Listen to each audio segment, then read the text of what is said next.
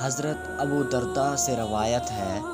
کہ میرے خلیل محبوب صلی اللہ علیہ وسلم نے وصیت فرمائی ہے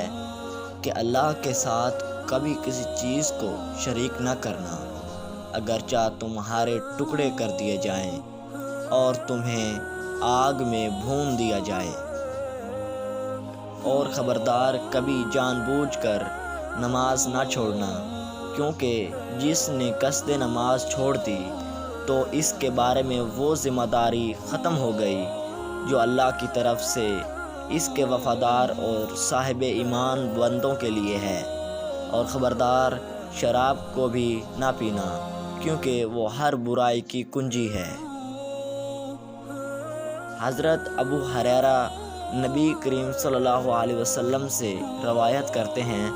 آپ صلی اللہ علیہ وسلم نے فرمایا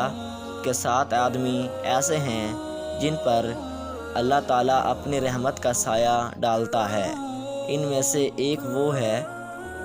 جو اللہ تعالیٰ کا ذکر کرے تو اس کی آنکھوں سے آنسو جاری ہو جائیں۔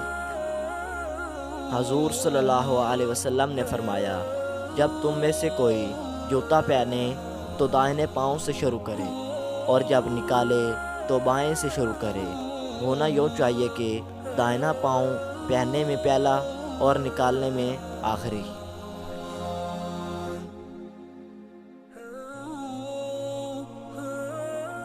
حضرت علی رضی اللہ تعالیٰ عنہ سے روایت ہے،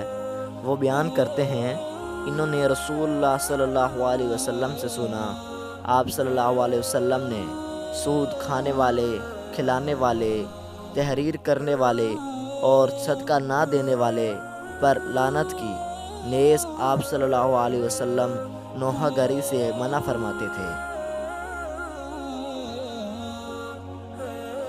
حضور صلی اللہ علیہ وسلم نے فرمایا،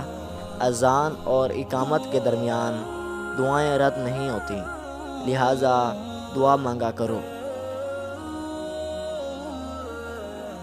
حضرت انس رضی اللہ تعالیٰ عنہ سے روایت ہے کہ ایک دن رسول کریم صلی اللہ علیہ وسلم حضرت ابو بکر رضی اللہ تعالیٰ عنہ اور حضرت عمر رضی اللہ تعالیٰ عنہ اور حضرت عثمان رضی اللہ تعالیٰ عنہ کے ساتھ مدینہ کے مشہور پہاڑ احد پر چڑھے تو وہ خوشی کے مارے ہلنے لگا، تو حضرت محمد صلی اللہ علیہ وسلم نے اپنا پیر اس پر مارا اور فرمایا، ارے احد تھم جا، تیرے اوپر ایک نبی ہے، ایک صدیق ہے اور 2 شہید ہیں۔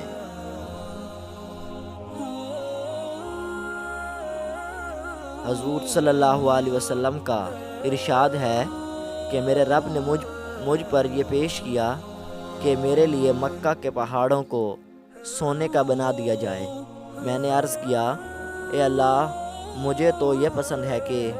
ایک دن پیٹ بھر کر کھاؤں تو دوسرا دن بھوکا رہوں، تاکہ جب بھوکا رہوں تو تیری طرف زاری کروں اور تجھے یاد کروں، اور جب پیٹ بھروں تو تیرا شکر ادا کروں، تیری تعریفیں کروں۔ حضرت ابو ہریرہ روایت کرتے ہیں کہ رسول اللہ صلی اللہ علیہ وسلم نے ارشاد فرمایا کہ جمعہ کے دن میں ایک گھڑی ایسی ہوتی ہے کہ اگر کسی مسلمان بندے کو حسن اتفاق سے خاص اس گھڑی میں خیر اور بھلائی کی کوئی چیز اللہ تعالیٰ سے مانگنے کی توفیق مل جائے تو اللہ تعالیٰ اس کو وہ چیز عطا فرما دیتا ہے۔